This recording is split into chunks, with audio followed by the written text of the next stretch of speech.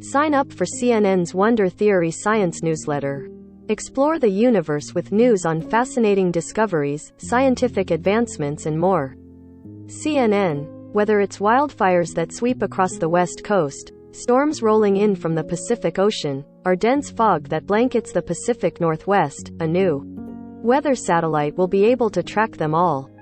The National Oceanic and Atmospheric Administration launched GOES-T, the third in its series of advanced geostationary weather satellites, at 4:38 p.m. Eastern Time on March 1 from Cape Canaveral, Florida. Once the satellite is in orbit, it will be renamed GOES-18 and monitor weather that impacts the western United States, Alaska, Hawaii, Mexico, Central America and the Pacific Ocean. The satellite will provide our most sophisticated and sharpest look yet at what Earth's western hemisphere looks like from 22,236 miles, 35,785 kilometers, above the planet. GOES-T is equipped with a suite of instruments that can provide measurements of the atmosphere, map lightning in real time, and send back stunning ultra-high-definition images. Its continuous collection of data will improve weather forecasting on Earth.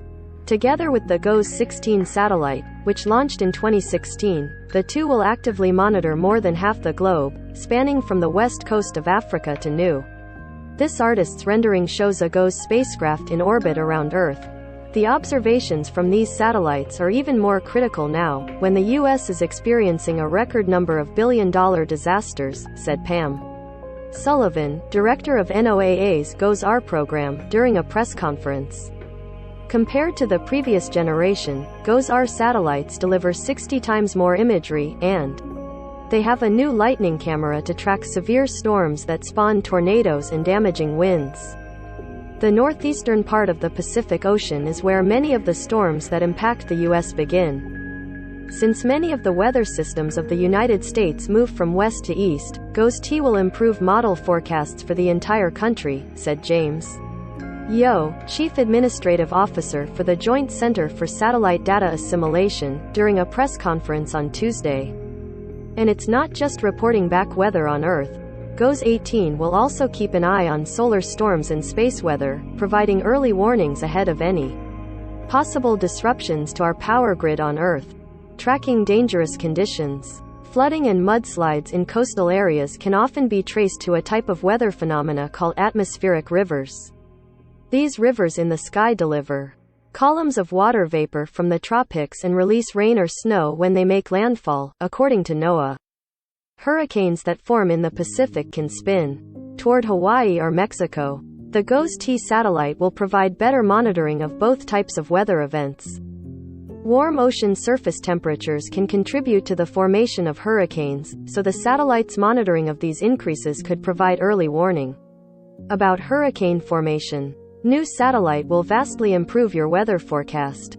The satellite's capabilities will also help weather forecasters track and monitor tropical storms and hurricanes practically in real time, sharing data about the storm's structure and features, wind speeds, and lightning. All of these factors can be used to calculate the intensity of a storm. Tracking rising ocean temperatures can also allow for better monitoring of marine heat waves that cause coral bleaching events en masse and alter entire marine ecosystems. Wildfires are another hazard for those living in much of the western U.S., and GOES-18 is armed with a multitude of ways to spot and peer inside the destructive nature of these extreme events. The satellite will be able to find wildfire hotspots, detect changes in the behavior of the fire, and predict its motion, as well as estimate the intensity, smoke output, and air quality. It will also have the accuracy to identify the lightning strikes most likely to cause these fires and detect the pyrocumulonimbus clouds that form over wildfires. These massive clouds can stretch for miles.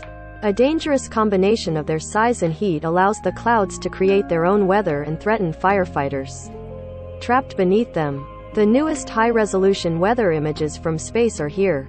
The Advanced Baseline Imager, or ABI, is ideal for detecting the thermal signature, or the hotspots, from the fires, said Dan Lindsay, NOAA's GOES-R program scientist, during the press conference.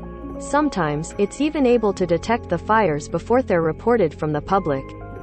This is really critical information to get to firefighters so that they can take care of the fires before they can become out of control.